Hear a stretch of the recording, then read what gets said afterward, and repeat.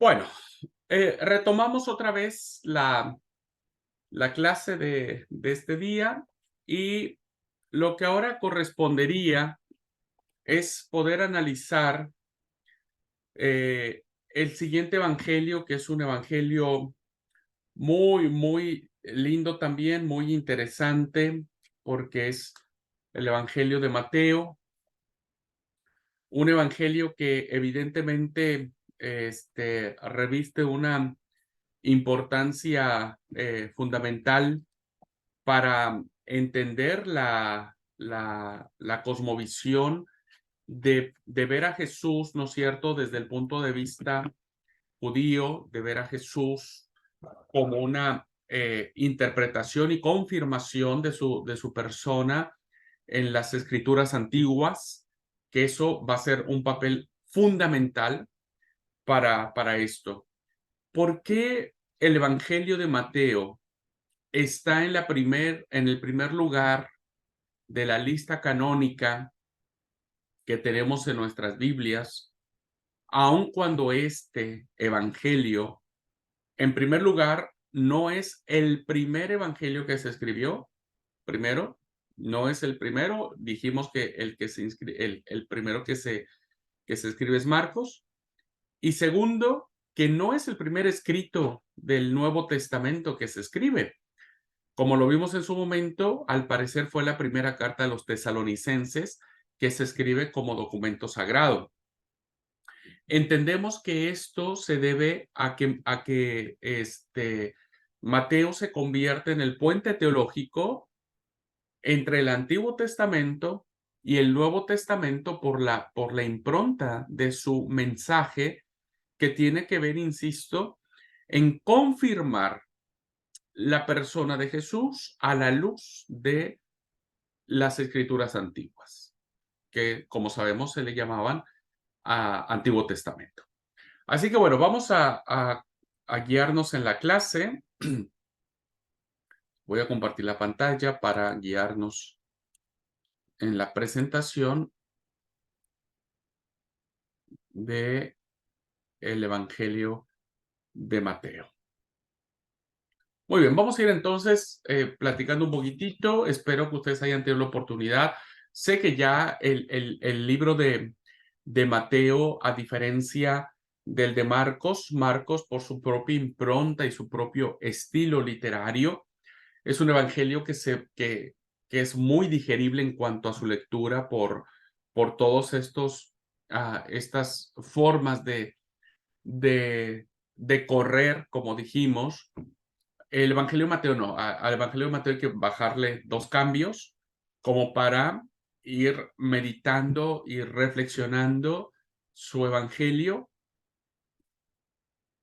porque tiene sus propias características, porque tiene sus propias peculiaridades, pero que evidentemente nos plantean el tremendo desafío de, de saber qué es lo que nos quiere decir respecto a la persona de Jesús. Bueno, vamos a acercarnos ahora un poco, vamos a cambiar las estructuras para ver el autor.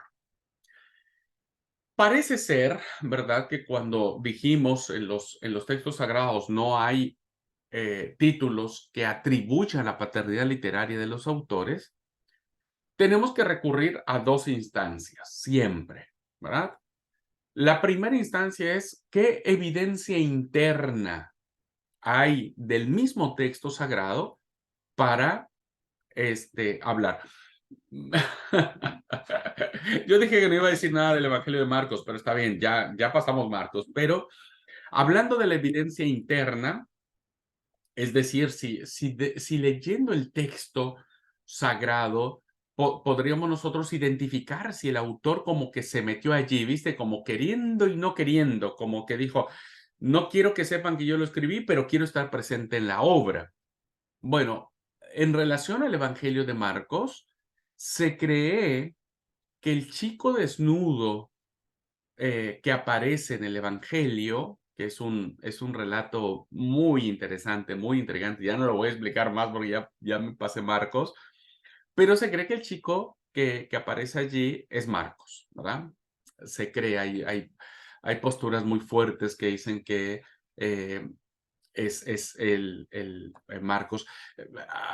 Pro y contras, no voy a discutir, pero porque, porque es extraño que aparezca un chico desnudo con Jesús en el Evangelio. Pero bueno, al parecer se cree que pudo haber sido Marcos. En fin, lo traigo ahora a Mateo. Recuerden, cuando no sabemos porque los textos sagrados no nos dicen quién escribió, tenemos que recurrir a dos fuentes. La fuente interna o las evidencias internas, es decir, si leyendo el texto podríamos ver algún detallito por allí que nos diga quién es el autor. Y lo otro es la evidencia externa, es decir, aquello que no está dentro del texto, sino de algunos personajes que pudieron haber escrito en función de decirnos más o menos quién es el autor. Vayamos entonces a decir que los textos más antiguos de este evangelio son anónimos. No tenemos nombre del autor. El autor no hace referencia a sí mismo en ninguna parte alguna, como lo vimos o lo leemos, por ejemplo, en la carta de los Gálatas, donde Pablo dice, yo, Pablo, he escrito por mi propia mano esta carta. No lo tenemos en Mateo. Con todo, nunca fue disputado o fue puesto en duda en la antigüedad, ¿verdad?, que Mateo, apóstol del Señor, fuera el autor de este relato de la vida de Cristo.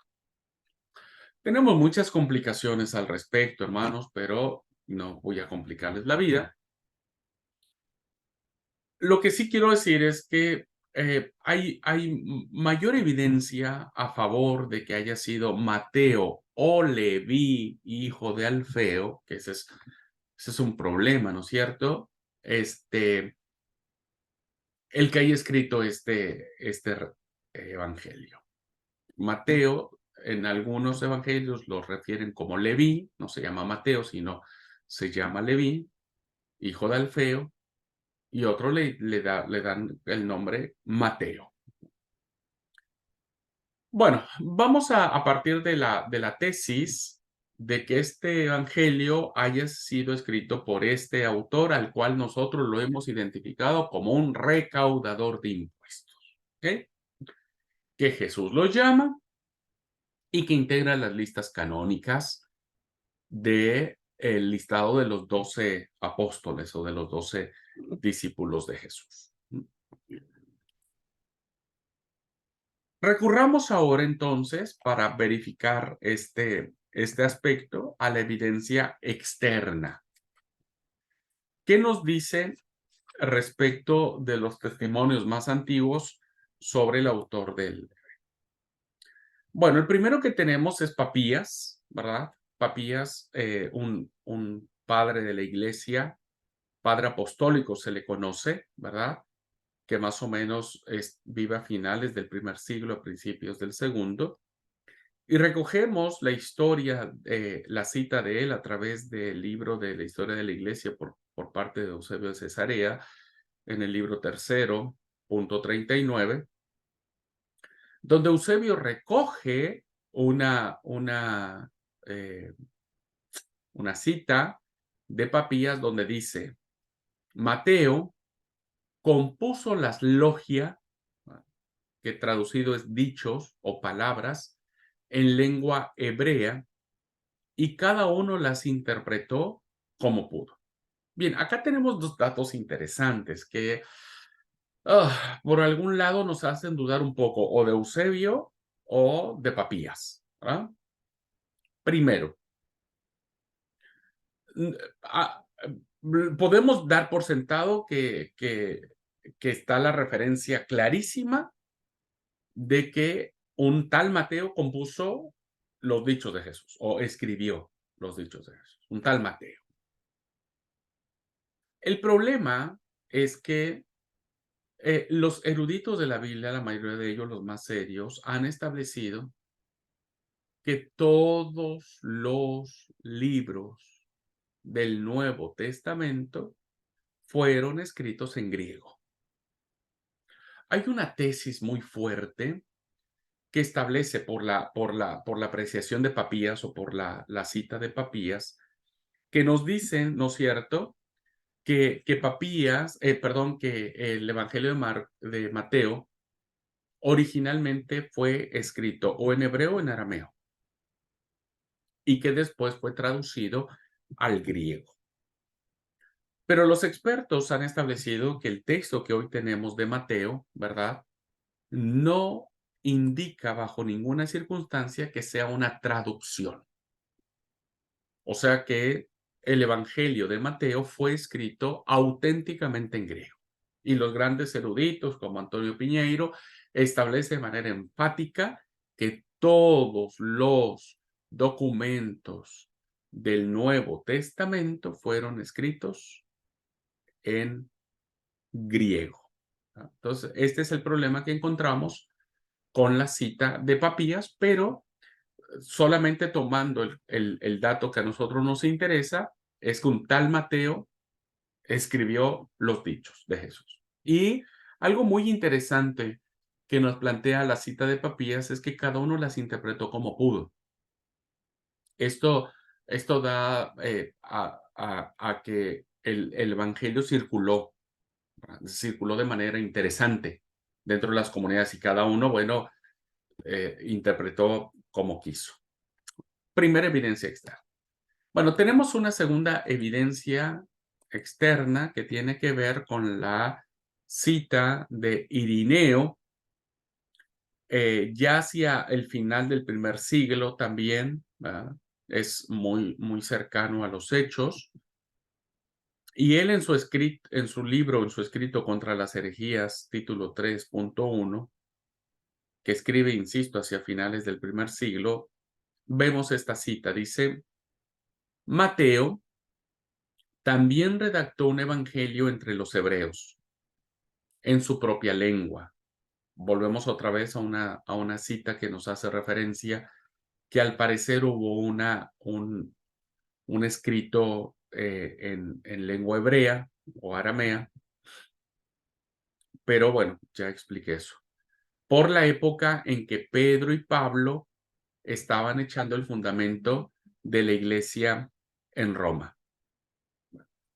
Entonces, lo que vemos acá es que Mateo redacta este evangelio, redacta, escribe, y entonces, más allá de esta apreciación que estoy haciendo acerca de que si fue escrito en hebreo o en griego, los dos testimonios, tanto el de Papías como el de Irineo, nos dirigen a que haya sido Mateo el autor.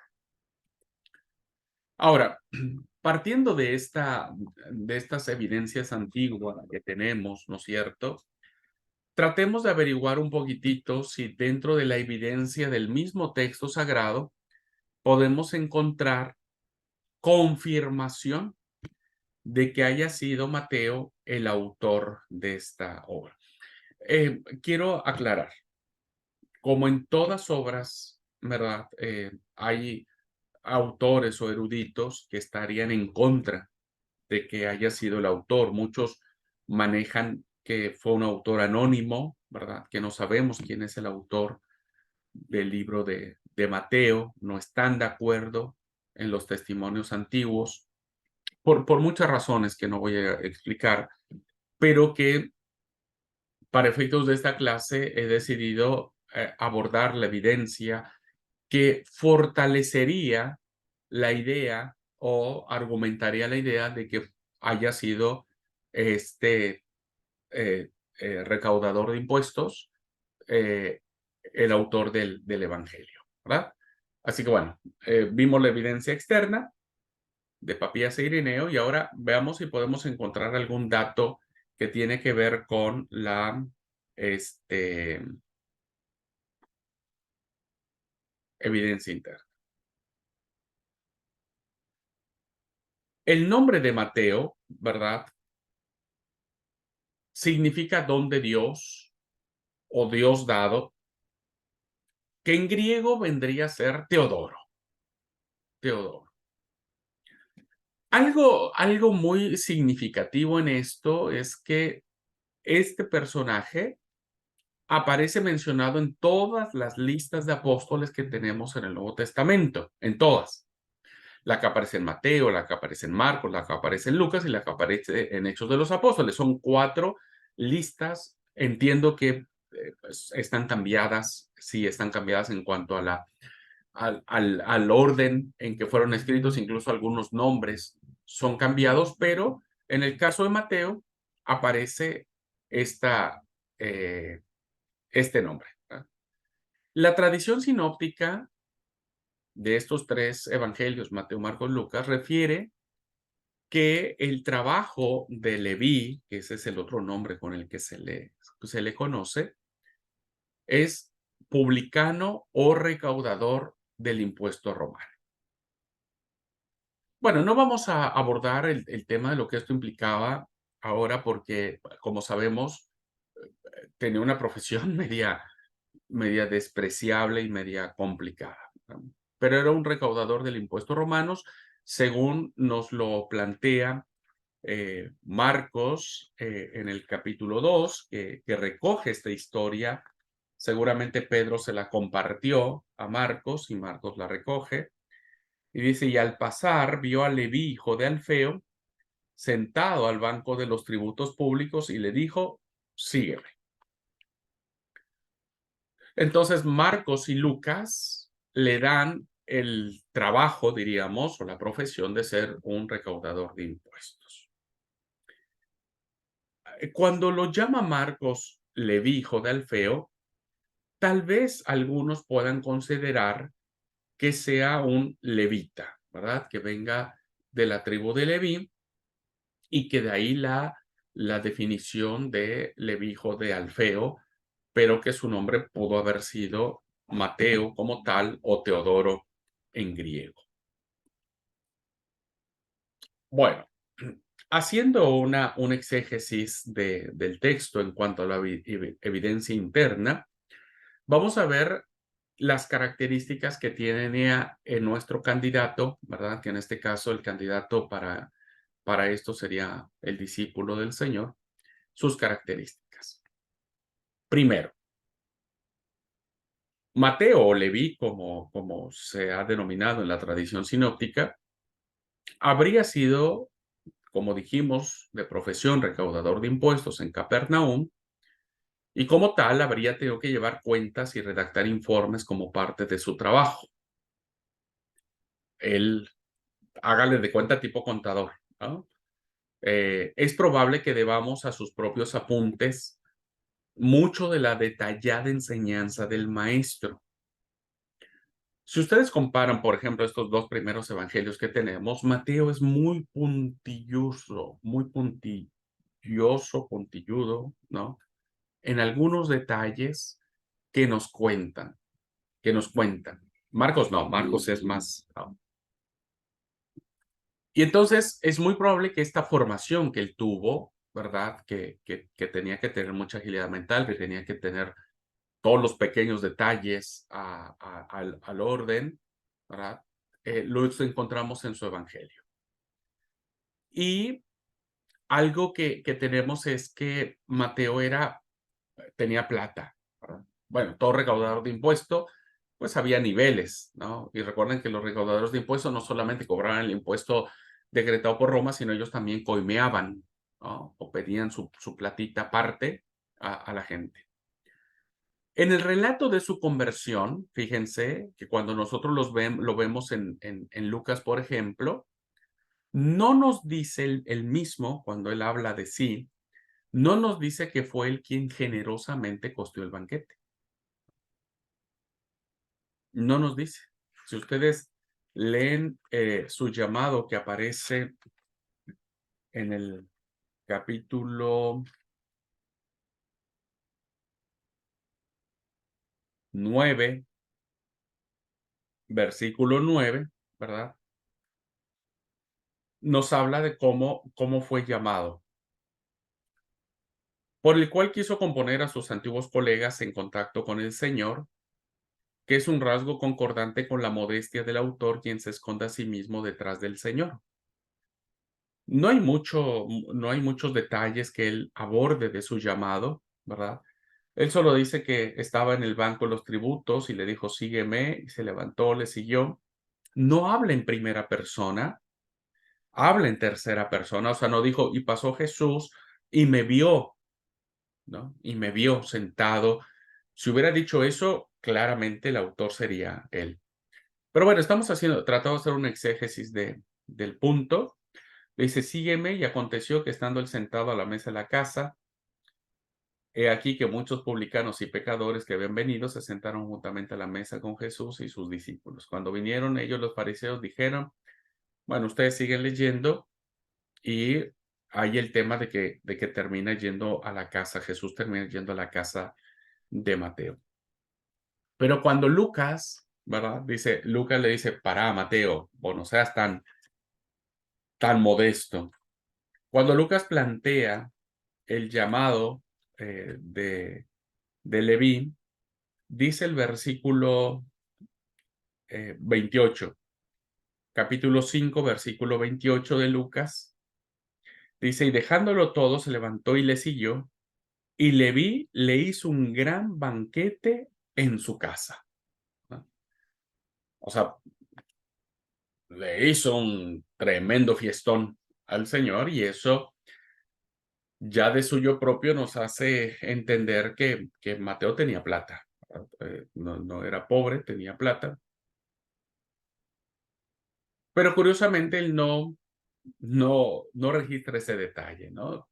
Muchos lo han leído o lo han interpretado como una modestia de parte de Mateo, de que, bueno, tampoco quería hacerse el papudo, ¿no es cierto? O hacerse el cheto del relato y decir, vea, ya tenía tanta plata que hice el fiestón al Señor, ¿no?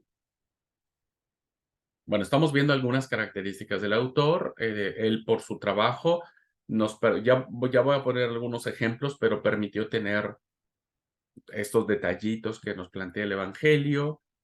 eh, Presentó una modestia interesante, en donde él no menciona esto, que Lucas sí. Lucas dice, a mí me dijeron que hiciste un fiestononón de aquellos. Segundo,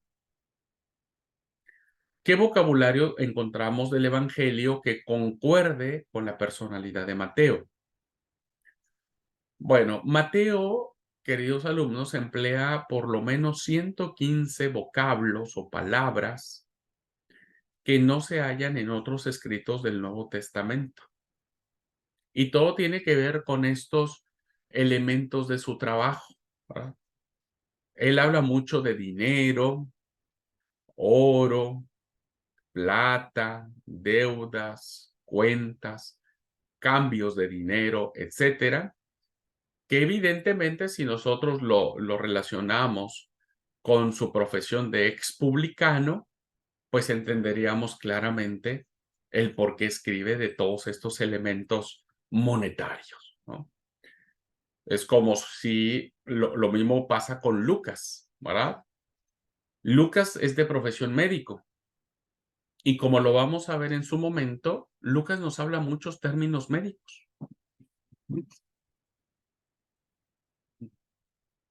Y entonces lo mismo sucede con Mateo. Mateo era un contador, diríamos, que evidentemente plantea el hecho de este vocabulario que maneja en su evangelio. Tercero, su gran interés por el pueblo de Israel. Si Leví, hijo de Alfeo, venía de la tribu de Leví, lo conecta a una tradición religiosa muy antigua, ¿verdad? Muy apegado a lo que era el tema del...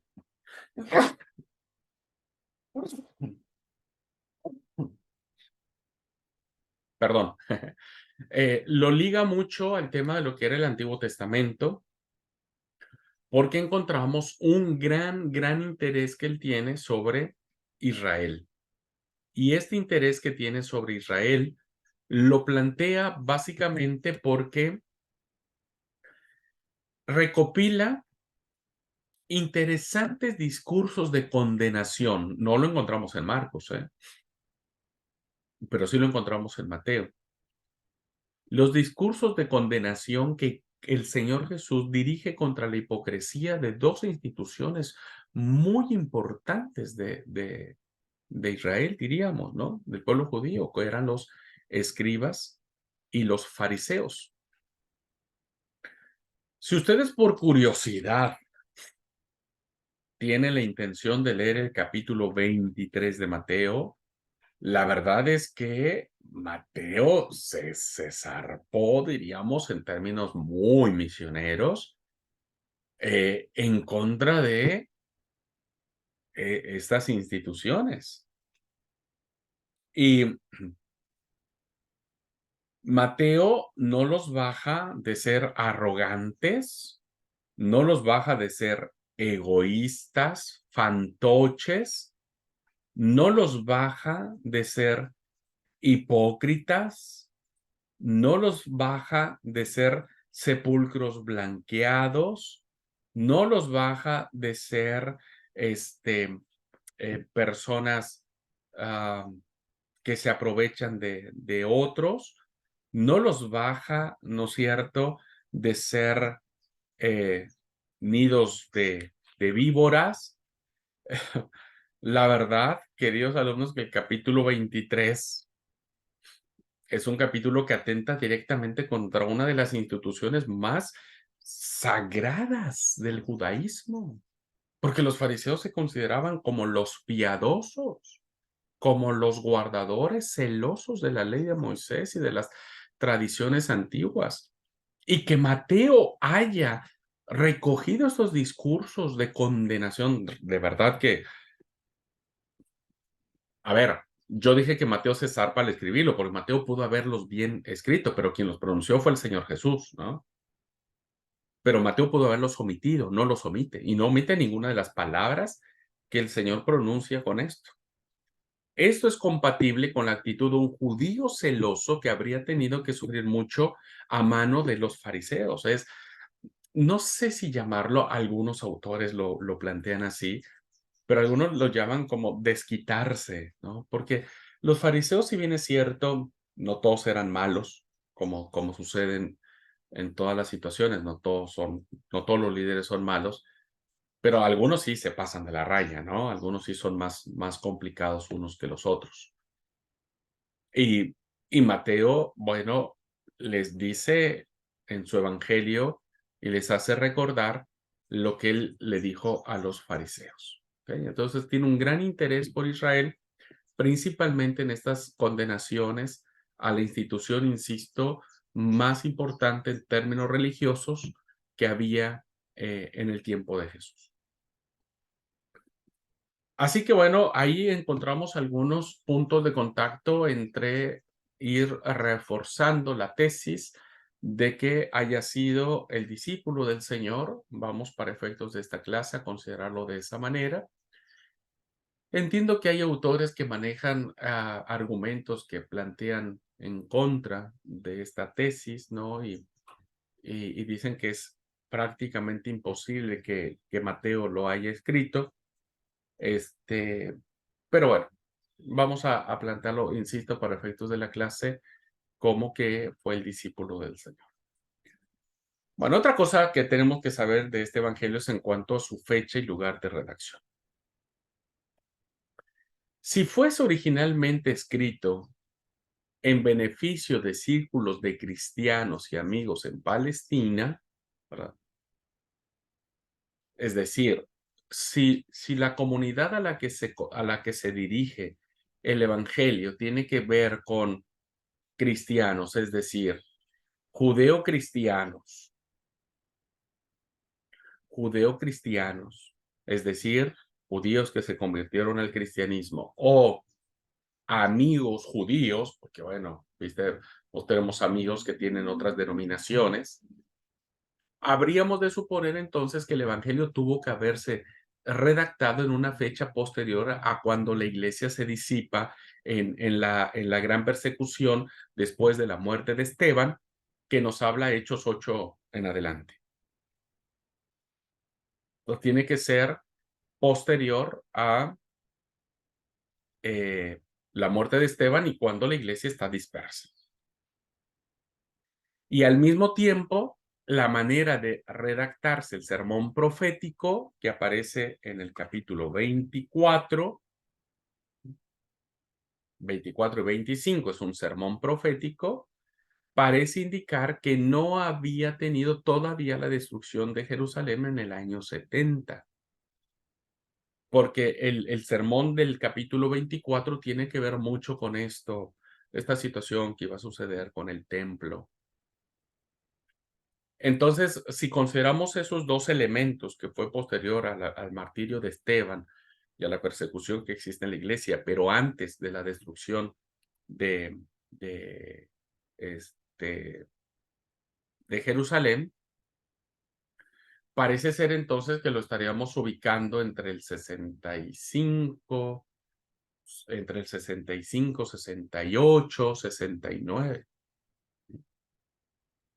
Irineo señala, miren, yo cuando hablo de fechas, porque ustedes lo van a ver en muchos, yo no puedo darles una fecha exacta, porque en primer lugar ningún erudito lo ha planteado como fecha exacta, no existen fechas exactas, porque no hay un documento que nos lo constate, ¿no? Son aproximaciones con base y demás, con base a lo que están escritos los textos, pero por eso siempre voy en estos rangos o en estos parámetros.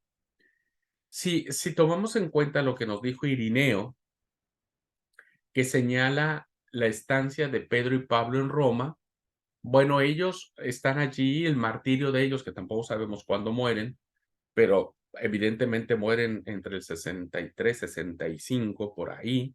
¿Ah? Podríamos pensar que fue en esas fechas, ¿no? Hemos considerado la posibilidad de que el núcleo del escrito corresponda a las notas tomadas por Mateo durante el mismo ministerio del Señor, es decir, que, que, que lo que él escribió sea parte sustancial del Evangelio, y la tradición sobre las logias en arameo o en hebreo que dijimos, señala un proceso que quizás llegó a su fin en un manuscrito griego que empezaría a circular entre las iglesias de habla griega de Palestina y de Siria por los años 55-65. Quiere decir que son algunas conjeturas para tratar de armonizar la cita de Irineo, ¿no? Considerando que hoy los eruditos nos dicen que todos los documentos que tenemos están escritos en griego. Entonces, tratando de armonizar esto, se cree que el fondo, la sustancia del Evangelio fue escrita en griego, pero los dichos del Señor, algunos de ellos, pudieron haberse escrito alguien los escribió en arameo, o Mateo pudo haberlos escrito en la lengua del Señor, y después se tradujeron al griego, y ese documento en griego empezó a circular y después se incorporó al Evangelio como tal para llegar a estar como nosotros lo conocemos ahora.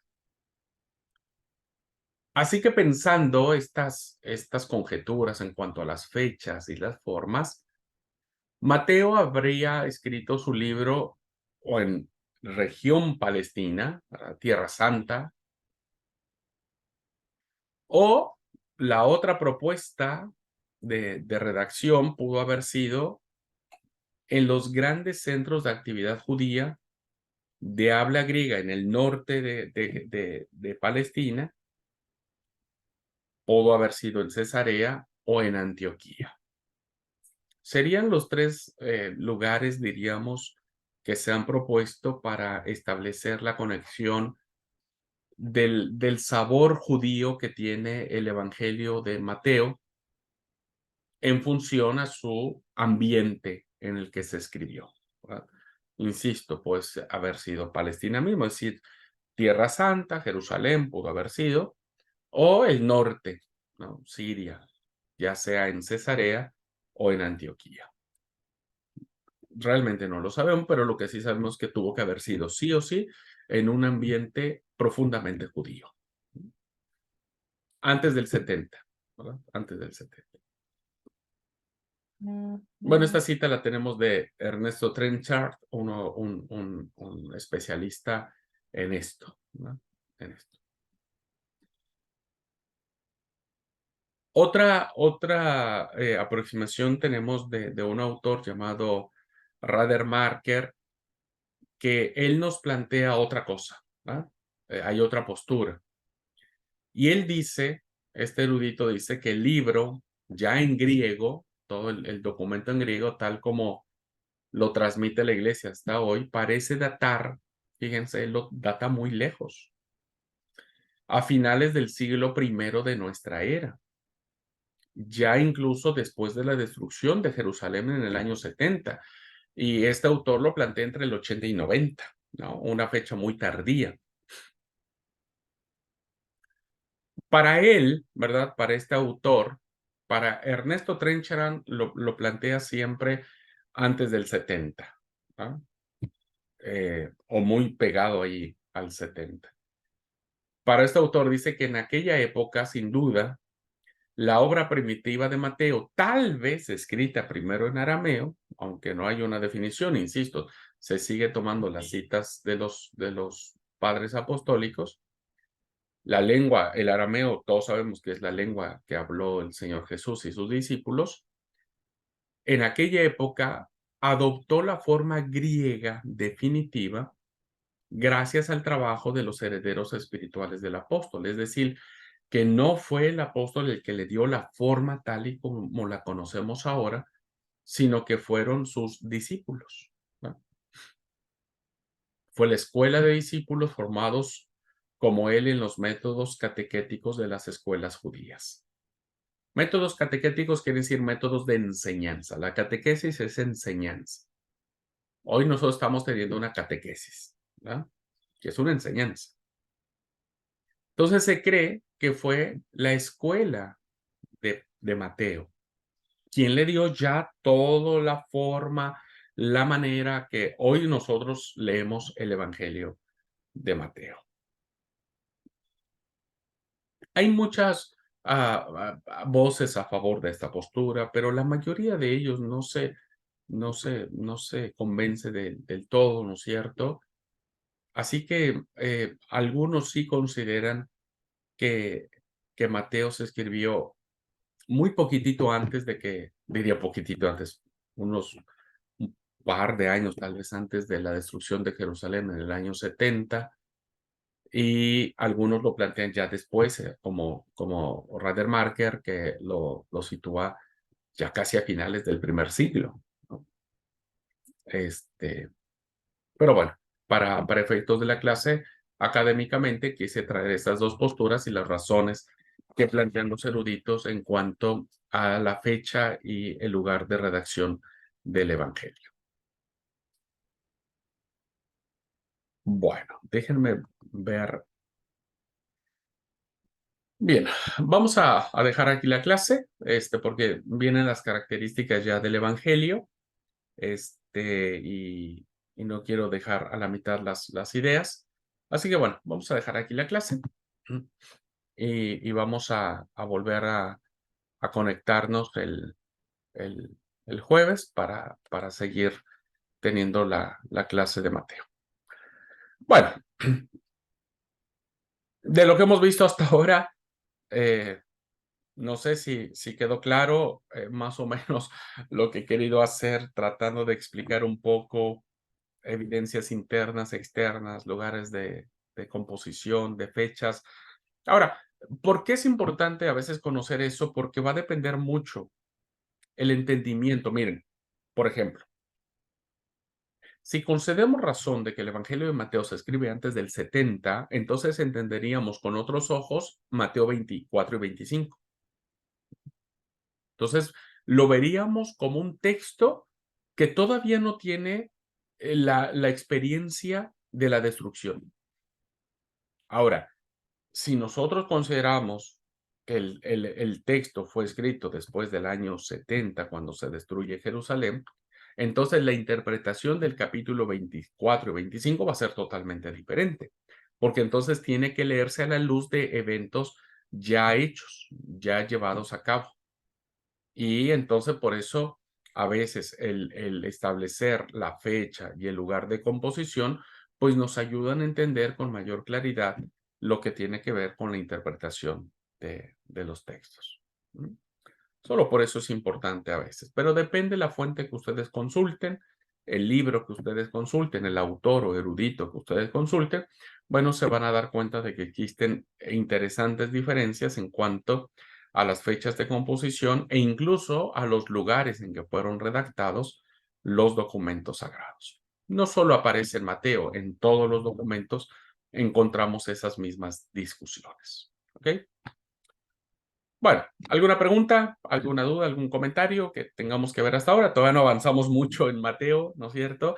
Estamos recientemente acercándonos a las cuestiones puramente informativas, introductorias, académicas de lo que representa el Evangelio, pero ya en la clase del jueves abordaremos todo lo que tiene que ver con el núcleo, la enseñanza, el propósito, la estructura, la concepción teológica, por qué las narraciones que tiene Mateo y que no aparecen en ningún otro evangelio, por qué lo ve desde la óptica de José, por qué el relato de la muerte de los inocentes por parte de Herodes se parece mucho a Moisés, al nacimiento de Moisés, por qué el sermón de las bienaventuranzas aparecen como están, eh, por qué difieren con las bienaventuranzas de Lucas, vamos a ver que Mateo se compone de 5 grandes discursos, evocando a los 5 grandes libros del Antiguo Testamento. En fin, vamos a ver un montón de cosas que todavía el jueves espero que podamos llegar a todas ellas. Bueno, gente linda, ¿alguna pregunta antes de descansar? No en paz, pero de descansar. ¿Vamos bien hasta acá? Bueno, Sí, señor. buenísimo. Listo, banda. Amanda dijo que vamos bien y así va a suceder para todos. Bueno, gente, denle una leidita si pueden. La verdad que es interesante. Ustedes ya tienen más o menos la idea de Marcos, ¿verdad? Tienen como una estructura. Creo que se enamoraron de Marcos. No les pido ahora que transcriban Mateo porque no tiene esta característica de transcripción como lo hicimos con, con Marcos, pero sí es muy importante que podamos ir planteando el tema a partir de qué, qué, qué diferencias o qué conclusiones podríamos nosotros abarcar o tomar en cuenta eh, como diferencias, como algo que nos llame la atención. Así es que, si pueden, denle una leidita a Mateo, ¿ok? Bueno, gente linda, muchas gracias. Dios los bendiga. Linda tarde para todos ustedes.